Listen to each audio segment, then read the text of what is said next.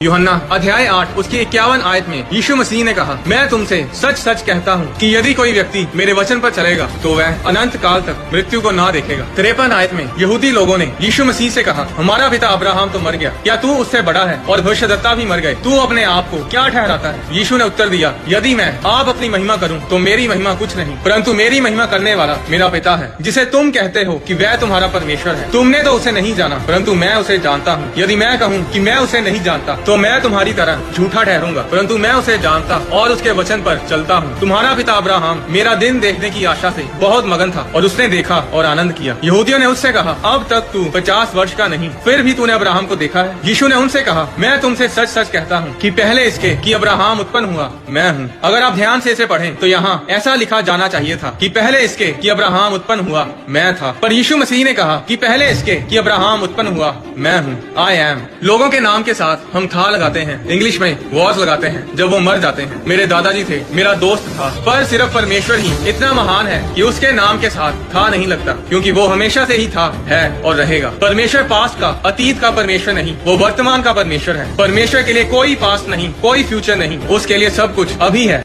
क्या आप जानते हैं कि परमेश्वर का नाम क्या है? आज लोगों को परमेश्वर के असली नाम का पता नहीं है। निर्गमन अध्याय 3 उसकी 13 आयत में मूसा ने परमेश्वर से कहा, जब मैं इस्राएलियों के पास जाकर उनसे कहूँ, तुम्हारे पितरों के परमेश्वर ने मुझे तुम्हारे पास भेजा है, तब यदि वे मुझसे पूछें उसका नाम क्या है, तब मैं उनको क्या बताऊँ? परमेश्वर ने मूसा से कहा, मैं जो हूँ सो हूँ। फिर उसने कहा, तू इस्राएलियों से ये कहना, जिसका नाम मैं हूँ है, उसी ने मुझे तुम्हारे पास भेजा है। परमेश्वर ने आगे मूसा से कहा, देख सदा तक मेरा नाम यही रहेगा और पीढ़ी पीढ़ी में मेरा स्मरण इसी से हुआ करेगा। बाइबल बताती है कि परमेश्वर ने कहा कि मेरा नाम है मैं हूँ। इंग्लिश की बाइबल में परमेश्वर का नाम लिखा है आई एम। यह परमेश्वर का व्यक्तिगत नाम है। परमेश्वर का यह नाम सारी दुनिया बोलती है और अंगीकार करती है, और उन्हें पता भी नहीं कि वो जीवित परमेश्वर का नाम बोलते हैं। आप जो कुछ भी हैं वो परमेश्वर में से हैं। जब आप बोलते हैं आई एम अलोन, मैं अकेला हूँ, जब आप अकेले होते हैं उस समय भी आप अकेले नहीं होते, क्योंकि आई एम मैं हूँ, यानी परमेश्वर आपके साथ है।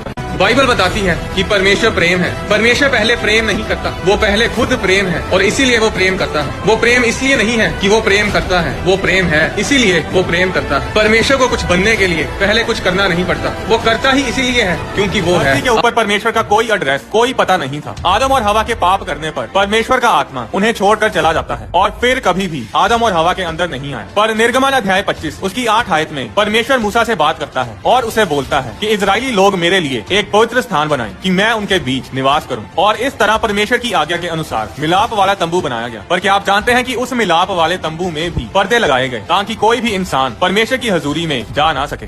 मिलाप वाले तंबू में एक जगह होती थी जिसे परम पवित्र स्थान यानी होली ऑफ होली बोला जाता था। ये वो जगह थी जहाँ पर वाचा का संदूक पड़ा होता था और उस वाचा के संदूक के ऊपर परमेश्वर की हजूरी रहती थी। अब परमेश्वर धरती के ऊपर इंसानों के बीच अपना निवास स्थान तो बना लेता है, पर फिर भी इंसान परमेश्वर के साथ मेल मिलाप नहीं कर पाते थे। परम पवित्र स्थान में परमेश्वर की हजूरी में किसी को भी जाने की परमिशन नहीं थी। साल में सिर्फ एक बार ही महायाजक उस परम पवित्र स्थान में जाता था। बाइबल बताती है कि अगर कोई परमेश्वर की आज्ञा के बिना तैयारी किए पाप की स्थिति में ही परमेश्वर की हजूरी में चला जाता था तो वो मर जाता था। हमारा परमेश्वर एक पवित्र परमेश्वर है और वो पापी मनुष्य के अंदर नहीं रह सकता, और इसीलिए परमेश्वर ने अपने आप को मनुष्यों से अलग रखने के लिए पर्दे लगवाए। पर क्या आप जानते हैं कि जब यीशु मसीह ने क्रूस पर अपनी जान दी तो मंदिर का पर्दा ऊपर से लेकर नीचे तक फटकर 2 टुकड़े हो गया। मरकुस अध्याय 15 उसकी 37 और 38 आयत में लिखा, तब यीशु ने बड़े शब्द से चिल्लाकर प्राण छोड़ दिए और मंदिर का पर्दा ऊपर से नीचे तक फटकर 2 टुकड़े हो गए। हैं कि परमेश्वर हर रोज आदम और हवा से मिलने के लिए अदन की वाटिका में आया करता था। आदम और हवा वो लोग थे जो परमेश्वर के साथ बातें करते थे, परमेश्वर के साथ चलते फिरते थे। पर जब आदम और हवा ने पाप किया तो सब तहस नहस हो गया। अब क्योंकि आदम और हवा के अंदर पाप आ चुका था, इसलिए परमेश्वर उनके साथ सहभागिता, उनके साथ समय नहीं बिता सकता था। आदम और हवा के पाप करते ही परमेश्वर उन्हें अदन की वाटिका से बाहर निकाल देता है। आदम और हवा को वाटिका में दोबारा दाखिल होने से रोकने के लिए परमेश्वर ने अदन की वाटिका के पूर्व की ओर करूबों को यानी स्वर्ग दूतों को और चारों ओर घूमने वाली ज्वालामय तलवार को भी नियुक्त किया। अदन की वाटिका इस धरती पर ही थी और इसीलिए परमेश्वर ने अदन के दरवाजों पर स्वर्ग दूतों को नियुक्त किया ताकि आदम अदन की वाटिका के अंदर परमेश्वर की हजूरी में जा ना सके। अदन की वाटिका के दरवाजों की रखवाली करते वो स्वर्गदूत परमेश्वर और इंसान की जुदाई की निशानी थे। आदम और हवा के पाप ने इंसान को परमेश्वर की हजूरी से दूर कर दिया। वो स्वर्गदूत अदन की वाटिका और मनुष्यों के बीच एक दीवार थे। वो एक हिसाब से अदन के दरवाजों पर नाका लगाकर बैठे थे ताकि कोई भी दुष्ट, कोई भी पापी इंसान परमेश्वर की हजूरी में दाखिल ना हो पाए। अदन की वाटिका से निकाले जाने के बाद इस धरती पर पाप बहुत बढ़ जाता है। परमेश्वर की हजूरी से दूर मनुष्य बहुत पापी हो जाते हैं और परमेश्वर गुस्से में आकर जल प्रलय को भेजता है और नूह और उसके परिवार को छोड़ सब लोग मर जाते हैं। पर नूह के बच्चों ने भी पाप किए और इस तरह चलते चलते परमेश्वर की हजूरी से निकाला गया मनुष्य परमेश्वर से दूर जाता रहा।